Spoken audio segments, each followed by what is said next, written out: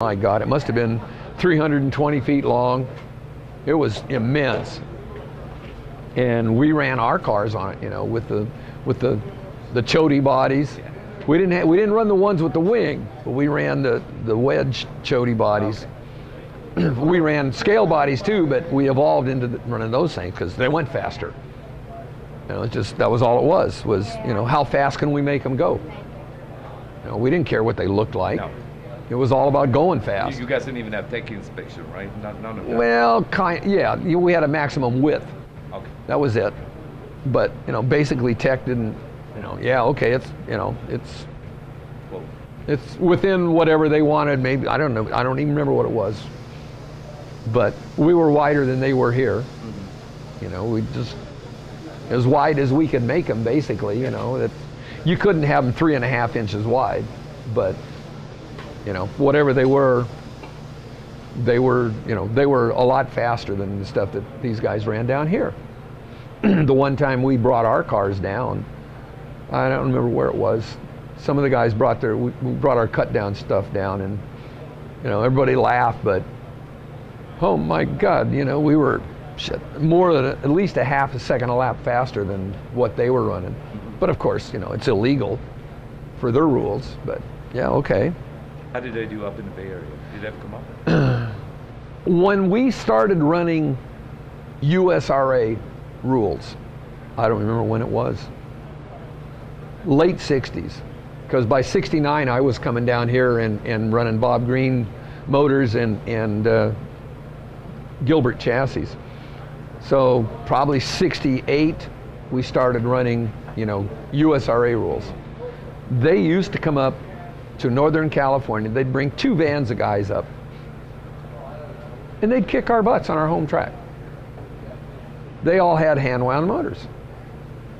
You know, Bill Stubbe was, you know, he was God. If you did, you know, Stubbe motors were ballistic, and then Bob Green started winding motors, and Mike Reedy was winding motors. And Joel was winding motors starting back then. So we started to hear about Cayman, about pooch horsepower.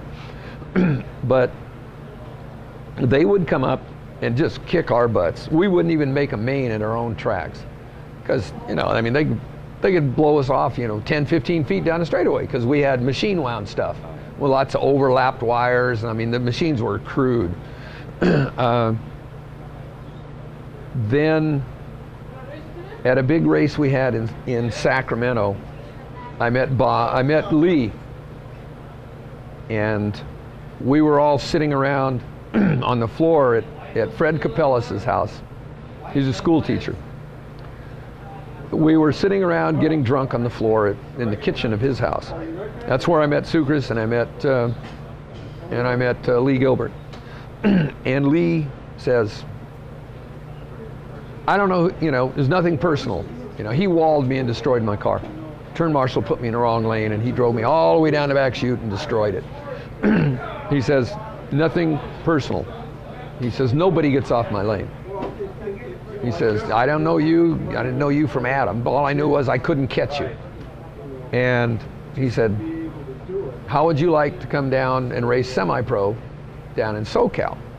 He says, I'll supply you the chassis, and Bob Green, which I didn't know who Bob Green was, Bob Green will supply you with motors. I go, well, that sounds pretty cool. So I would go down, get off work, get on the PSA. Shit, for 19 bucks you could fly from San Jose to LAX. What a deal. Try that now. And they were full all the time. So Bob and Barb would pick me up at the airport. We'd head off to wherever the next race was. And there would be Lee with his missile car. And then he would talk me around the track, find out if there was any strange spots where you had to blip here or you had to watch something here. And then we'd run until I could run every lane for 5 minutes without coming off. And then he'd take the motor and the body off of that chassis and bearing, I got a bare chassis. Now we go back to Bob's house, because that was the development car that he used to develop whatever the race car was going to be. So then that's my race car. So now I got to go to Bob's house and put it together. Mount the body, Bob gives me a motor, you know, maybe we get to sleep about 3, 4 in the morning. Booyah, got to be at the track by 8 o'clock in the morning. All right. So that was cool. And I won quite a few races for him down there as a semi-pro. Tom Hansen and I had some wars. And a lot of times we turned more laps than the pros did. I got to take the car home. Oh, I killed him in the Bay Area because I had hand-wound motors and Lee Gilbert chassis. So, you know, it was all over. Then Bob went to work for Mura, and everybody now had hand-wound stuff. So now the LA guys, gee, they're not making the mains now, because Jim Aguirre was a quite capable chassis builder. There were several builders that built good stuff. So now we all had hand-wound stuff, and they don't make the mains anymore. So guess what? They stopped coming. Now, our guys, we're going down there, and we're winning pro mains down here. Well, at that time, I got married, which, oops, shame on me. So I cut back on my racing, you know, family, anyway. But Aguirre and the guys are still coming down, and now Jim Aguirre becomes a major force. Wins a lot of races. And then I got a divorce, and then I started racing more again. And then Rudy, Slick 7. Rudy and I met Rudy at a track probably in Diablo Valley, and he was just an upcoming geek, you know, so I started helping him out. We hit it off, became friends. And then we started traveling on the West Coast. We didn't have any racing in Northern California. So, guess what? Every Friday, either we call in sick Thursday night, or Friday morning, we're sick. Call you when I'm coming in. I'm a truck driver. I was. I-5. 1 month we take his car, next month we take my car. Just down I-5 to wherever we're racing down here. Well, Dan DeBella now lives down here, Pro Slot. Dan's from San Jose. And I've known Dan for a long time, and I'm the one that's responsible for getting him back into slot cars, because he had quit. He had quit. He was married and his wife didn't like it. He had quit. And I kept pestering him. I go, I'll build your car. All you got to do is, when I knock on that door in the morning, is you come out with your controller and we're going racing.